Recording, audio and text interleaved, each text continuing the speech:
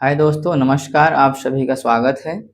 हम लोग संसाधन एवं विकास पढ़ रहे थे, जिसमें से हम लोगों ने देखा था कि मृदा संसाधन क्या होती है और मृदा कितने प्रकार की होती है, भारत में कितने प्रकार की मृदा पाई जाती है। चलिए आज हम लोग देखेंगे कि मृदा अपरदन क्या होती है, जो कि बहुत ही महत्वपूर्ण है। बहुत ही महत्वपूर्ण टॉपिक है ये कि मृदा अपरदन क्या होती है।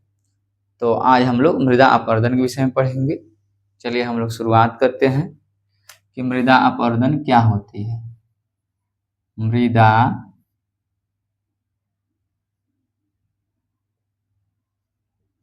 अपरदन, इनको हम लोग सॉयल इरोजन भी कहते हैं।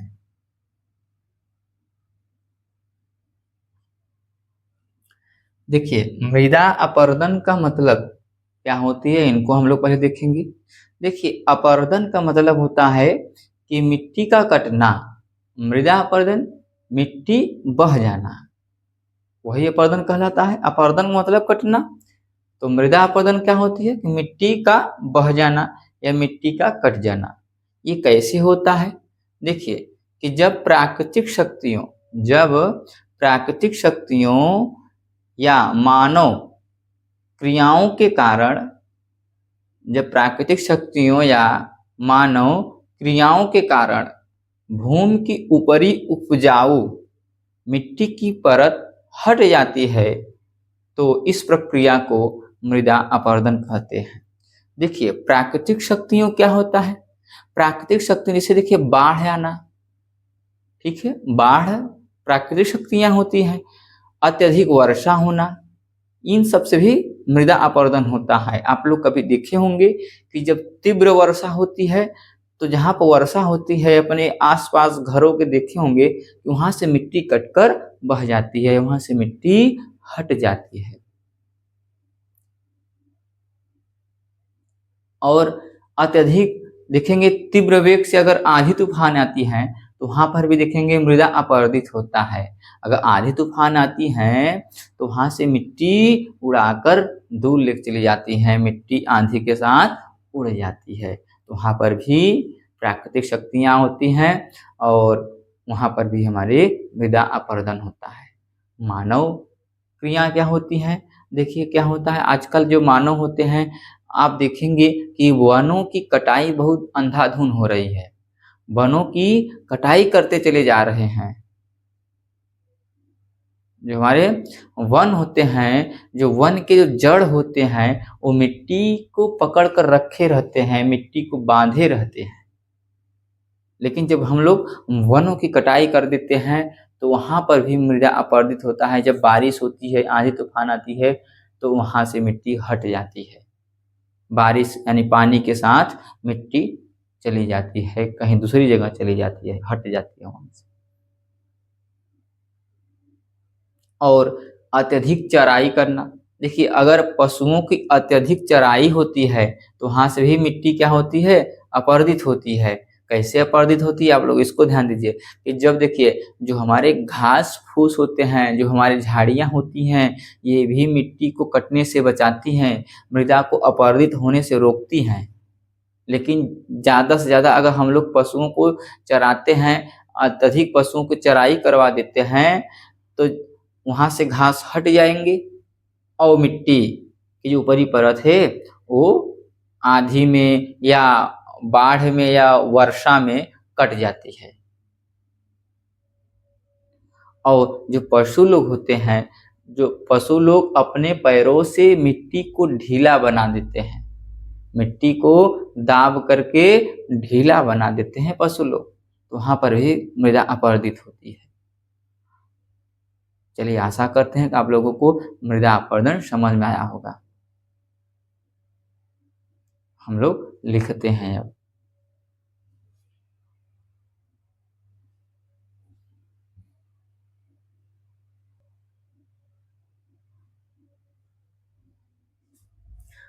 चलिए आप लोग मृदा अपरदन यहाँ पे देख सकते हैं, आप लोग लिख लीजिए इनको। अब आगे हम लोग देखेंगे कि मृदा अपरदन के कारण क्या होते हैं, मृदा अपरदन के मुख्य कारण क्या होते हैं। तो चलिए लिखते हैं।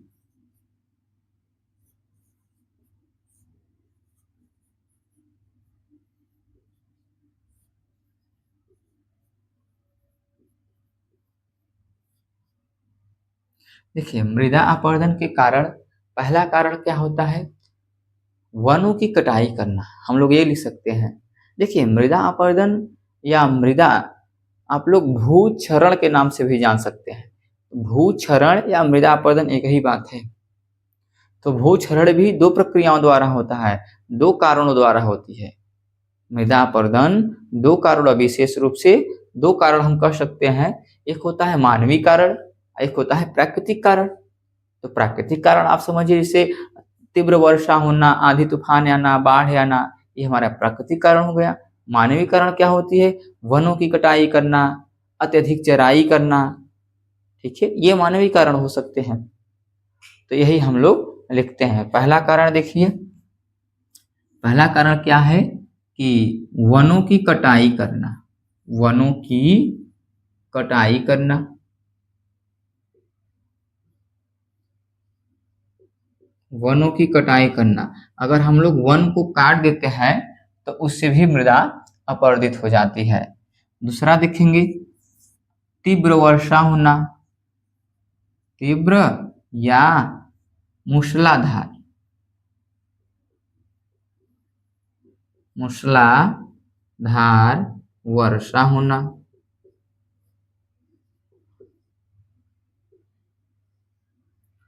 अगला देखिए, अत्यधिक चराई करना।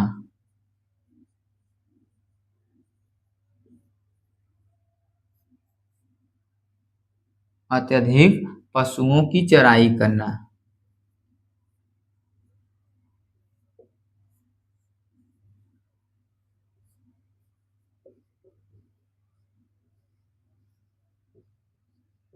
ये भी मृदा अपरदन के कारण हो सकते हैं।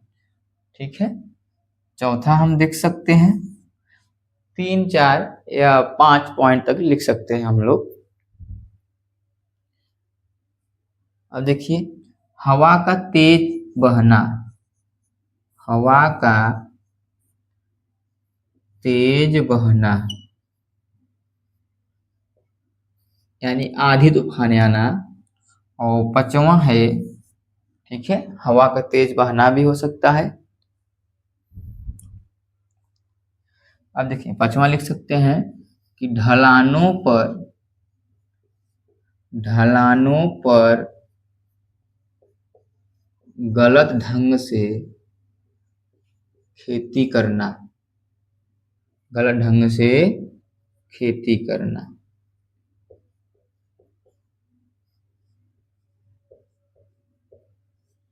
देखिए, जो हमारे ढलान होते हैं, अगर वहां सही तरीके से आप खेती नहीं करते हैं तो वहां पर भी मृदा अपरदित होता है। देखिए, ढलान जो है हमारा ऐसे होता है, ऐसे ढलान होता है। अगर आप खेती यहाँ पर सही ढंग से नहीं करेंगे तो जब भी बारिश होती है तो यहाँ ऊंचे वाले स्थान की मिट्टी बहाकर नीचे लेके चली जाती है, जहाँ ढलान होता है उधर लेके चली जाती है। तो आप ढलान पर हमेशा सीढ़ी नुमा खेती किया करिए। तो ढलानों पर जब भी खेती होती है, सीढ़ीदार आकृति बना के होती है। और ढलानों पर इस प्रकार आप जुताई करिए कि जिस तरफ ढलान है उसी के समानांतर जुताई न हो। अगर ढलान की तरफ आप जुताई करते हैं तो ऑटोमेटिक क्या होती है, बारिश होती है, मिट्टी बह जाती है पानी के साथ। अब आप जानते हैं कि जो मिट्टी की जो ऊपरी परत होती है, अगर वो पानी के साथ बह गई तो उसमें जितने भी उर्वरक शक्ति हैं सब चली जाती है। मिट्टी बहने पर उर्वरता शक्ति समाप्त हो जाती है। तो आप लोग इनको नोट कर लीजिए, हम लोग आगे बढ़ते हैं।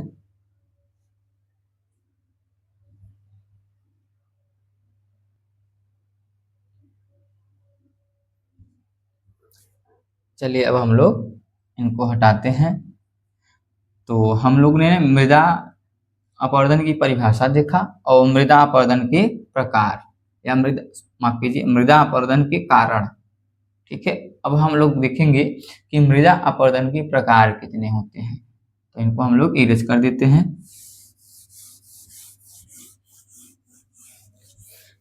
आप लोग जब भी पढ़िए कॉपी पेन के साथ पढ़िए।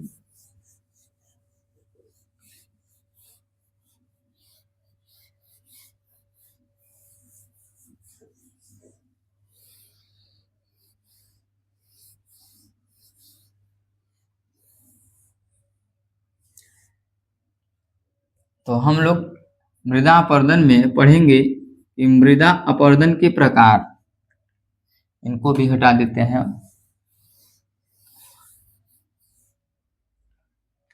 हम लोग पढ़ेंगे कि मृदा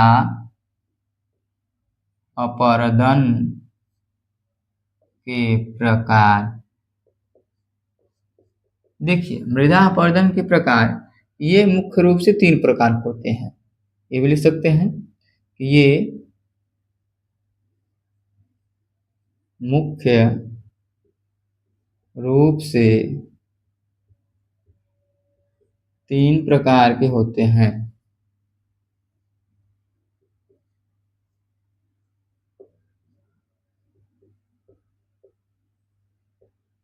कौन कौन से? देखिए पहला है हमारा जल अपरदन। पहला क्या है? जल अपरदन। ठीक है, तो पहला हमारा होता है जल अपरदन।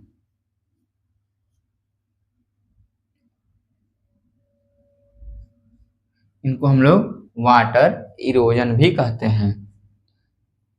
Water erosion. देखिए जल अपरदन आप लोग समझ गए होंगे कि जल बाढ़ में, वर्षा में क्या होती है, मिट्टी कट कर बह जाती है, उनको हम लोग जल अपरदन कहते हैं। ठीक है, जब भी बाढ़ आती है या वर्षा तीव्र होती है तो मिट्टी कट कर बह जाती है।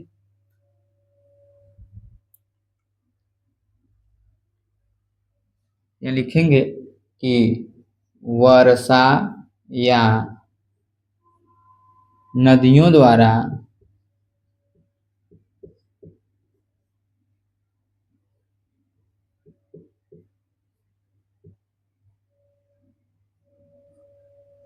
मिट्टी का, यहाँ पे लिखेंगे मिट्टी का या मृदा का बह जाना।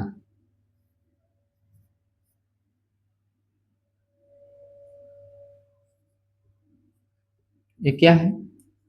वर्षा या नदियों द्वारा मिट्टी मिट्टी का बह जाना। 2 बार हो गया, मिट्टी का बह जाना। ठीक है, मिट्टी का बह जाना या हट जाना, ये सब क्या होते हैं? जल अपरदन। आगे हम देखेंगे कि पवन अपरदन, यानी हवाओं द्वारा भी मिट्टी अपरदित होती है। आंधी जब भी आता है तो मिट्टी उड़ा करके अपने साथ ले जाती है।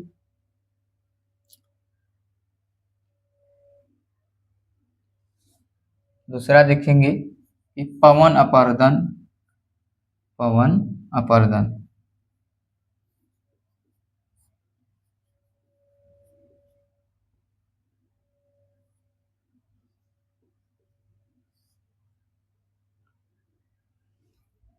ठीक है, तो पवन अपरदन को हम लोग क्या कर सकते हैं कि आप देखेंगे आंधी तूफान में मिट्टी का उड़ जाना पवन अपरदन कहलाता है। तो आंधी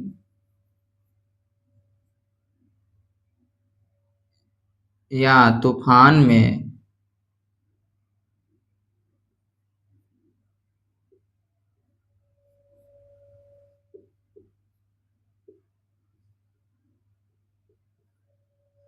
देखिए मिट्टी लिखे या मृदा, बात एक ही हुआ। मिट्टी कहिए या मृदा, तो मिट्टी का उड़ जाना।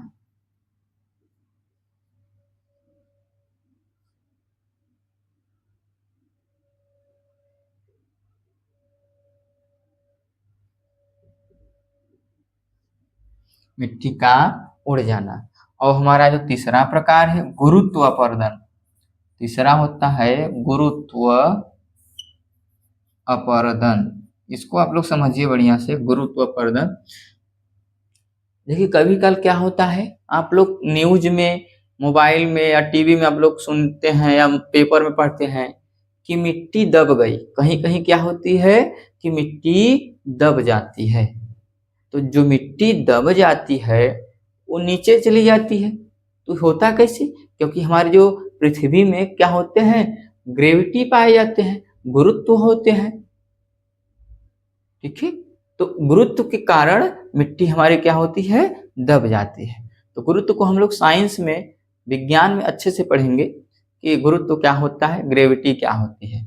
ग्रेविटी एक प्रकार की बल होती है जो कि पृथ्वी द्वारा लगाया जाता है। तो पृथ्वी पर ग्रेविटी काम करती है। कोई भी वस्तु अगर आप ऊपर फेंकते हैं तो वो नीचे जरूर आती है। क्यों? क्योंकि पृथ्वी के अंदर ग्रेविटी है। ठीक है, लिखेंगे कि मिट्टी या चट्टान, ठीक है, चट्टानों की नीचे की ओर गिरना, नीचे की ओर गिरना, ये भी हमारा क्या होते हैं, गुरुत्व अपर्दन होते हैं। तो इनको आप लोग नोट कर लीजिए। अब हम लोग मृदा अपर्दन के परिणाम के विषय में जानेंगे। नोट कर लीजिए आप लोग।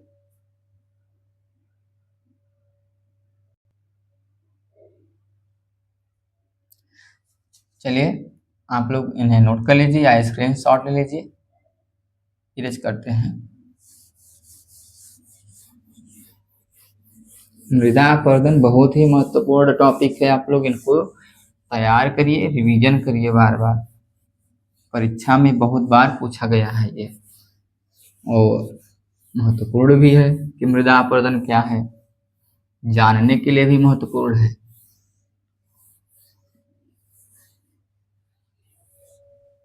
चलिए अब हम लोग देखेंगे कि मृदा अपर्दन से परिणाम क्या होती है।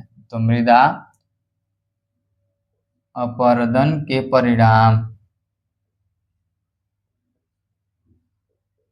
जब मृदा अपरदित हो जाता है तो उसके बाद क्या क्या परिणाम होती है, उनके विषय में हम लोग जानेंगे। पहला परिणाम देखिए क्या होता है कि मिट्टी की जो उर्वरता होती है वो समाप्त हो जाती है। मिट्टी की उर्वरक शक्ति समाप्त हो जाती है, घट जाती है। अगर मृदा अपरदित हो जाती है तो जो मिट्टी की जो ऊपरी परत है वो हट जाती है। तो मिट्टी की ऊपरी परत जब हट जाएंगी तो मिट्टी की ऊपरी परत में ही उर्वरता होती है। अगर वो हट गई तो नीचे कठोर मिट्टी बचती है, जो कि उर्वरक शक्ति उसमें बहुत कम होती है, तो उपजाऊ नहीं होती है।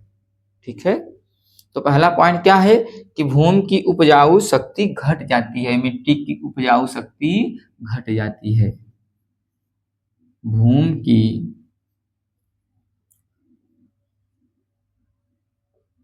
उपजाऊ शक्ति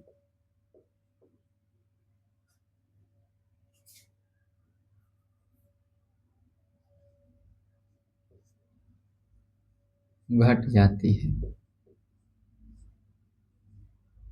ठीक है, दूसरा पॉइंट आप देखेंगे, भूमि की, पहला पॉइंट क्या है कि भूमि की उपजाऊ शक्ति घट जाती है। देखिए घट जाती है लिखे हुए हैं। ठीक है,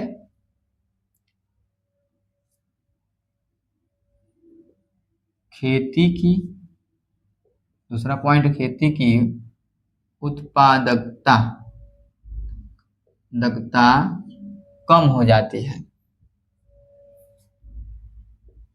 कम हो जाती है। जो हमारा खेती है उसकी उत्पादकता कम हो जाती है, क्योंकि वो उपजाऊ नहीं रह जाता। ठीक है, तीसरा लिखेंगे परिणाम में कि जब मिट्टी उपजाऊ नहीं रहेगा तो भूमि कैसा हो जाएगा, खेती ही नहीं होगी उसमें, तो धीरे धीरे धीरे धीरे वो बंजर का रूप ले लेते हैं, तो बंजर भूमि का विस्तार हो जाता है। बंजर भूमि का विस्तार हो जाता है।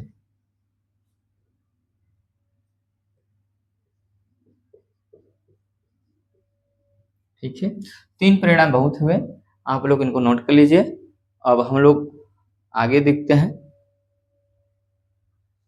देखिए, अब एक महत्वपूर्ण टॉपिक है कि मृदा अपरदन रोकने का उपाय क्या होती है। इसके आगे यही है, लास्ट में देखेंगे हम लोग कि मृदा अपरदन को रोकने का उपाय, रोकने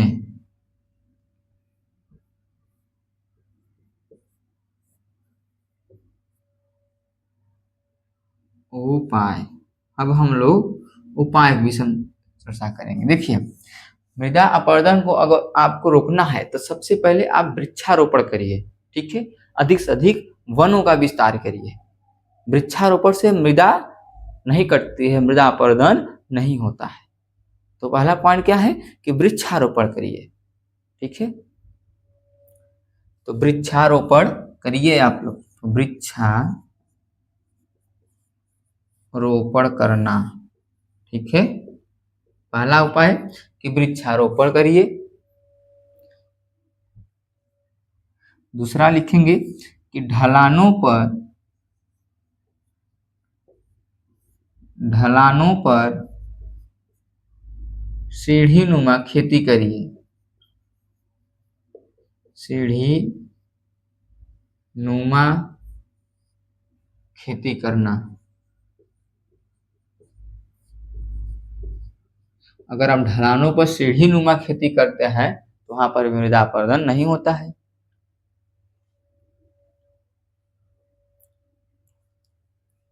तीसरा पॉइंट लिखिए आप कि नालों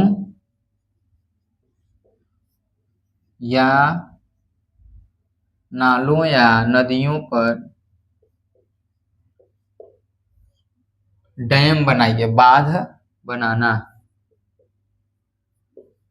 बांध बनाना, अगर आप नदियों या नालों पर बांध बनाते हैं तो वहां पर भी मृदा अपरदन को रोका जा सकता है। चौथा पॉइंट देखिए, क्या होता है, जब भी आप खेती करिए तो खेतों में मेड़ी बनाइए आप। ठीक है, खेतों में क्या करिए, मेड़ी बनाइए। आप लोग गेहूं की खेती करते हैं तो गेहूं में देखिएगा छोटे छोटे मेड़ी बना करके गेहूं की खेती होती है। एक ही खेत में बहुत छोटे छोटे मेड़ी बना देते हैं, ताकि अगर सिंचाई किया जाए तो पानी कहीं दूसरी जगह न जाए, मृदा अपरदित ना हो।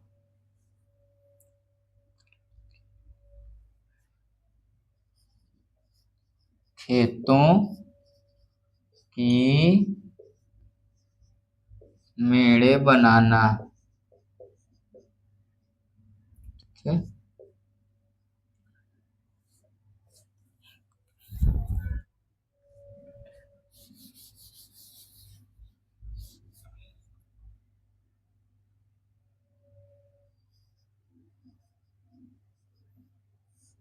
और नियंत्रित कर, चराई को क्या करो, नियंत्रित करो।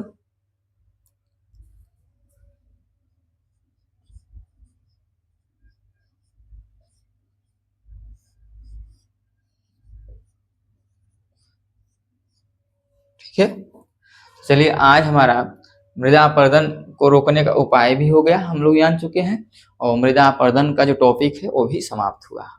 आज हमारा एक लेसन समाप्त हुआ जियोग्राफी का। तो आप लोग यहाँ तक नोट कर लीजिए और बार बार रिवीजन करिए, और अगली क्लास अगले दिन हम लोग ध्यान देंगे। ठीक है, अब हम लोग सेकेंड लेसन पढ़ेंगे इसका। देखिए, कुछ कारणों से क्लास में अवरोध उत्पन्न हुआ, क्लास रेगुलर नहीं चल पा रही थी, लेकिन अब प्रयास करेंगे कि क्लास आप लोगों की रेगुलर चले। आपकी क्लास रेगुलर शाम 7 बजे चलेगी। तो जितने भी बच्चे पढ़ रहे हैं शाम 7 बजे तैयार रहेंगे सोशल साइंस की क्लास लेने के लिए। ठीक है।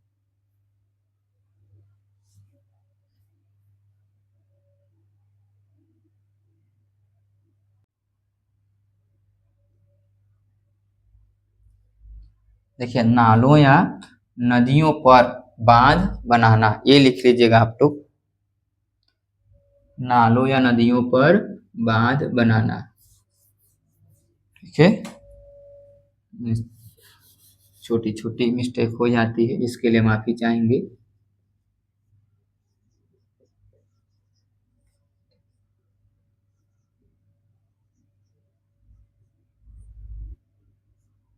नालों या नदियों पर बांध बनाना।